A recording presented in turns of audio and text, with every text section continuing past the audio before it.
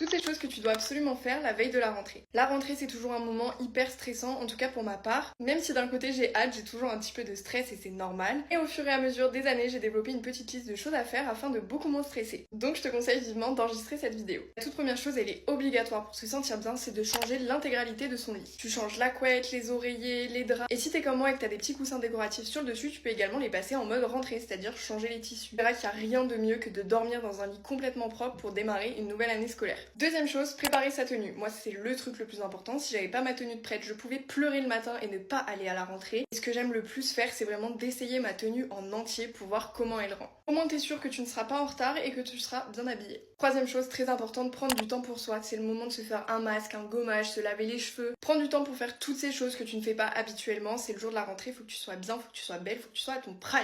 Donc c'est le moment de passer une heure dans la salle de bain, oui mesdames. Autre chose, profites-en pour regarder un film, une série, des vidéos YouTube, des choses que tu ne pourras peut-être plus faire par la suite. Alors beaucoup moins puisque le travail va reprendre, t'auras des devoirs, t'auras beaucoup plus de cours. Profite de cette dernière journée pour faire toutes les activités que tu adores faire, que ce soit une balade avec ton chien, une balade à poney, j'en sais rien. Tout ne va pas te stresser en réouvrant tes cours pour être sûr que tu sois au point. Et enfin, dernière chose que tu peux faire, c'est te mettre de nouveaux objectifs. Tu peux soit les écrire dans un petit cahier, comme ça tu sais qu'ils sont là et tu peux les relire à tout moment, ou alors créer un mood board. La visualisation, c'est pas une légende, ça fonctionne réellement. Plus tu crois que quelque chose peut t'arriver, plus ça t'arrivera. Donc si tu t'imagines déjà réussir ton année, sache que tu as fait une grande partie du travail. En tout cas voilà, j'espère que ces petits conseils t'auront aidé. N'hésite pas à me donner les tiens en commentaire. Et petit disclaimer, je sais que la rentrée c'est pas demain, mais bon ça va quand même arriver vite, alors je te prévois les vidéos en avance. Et moi je vous fais de gros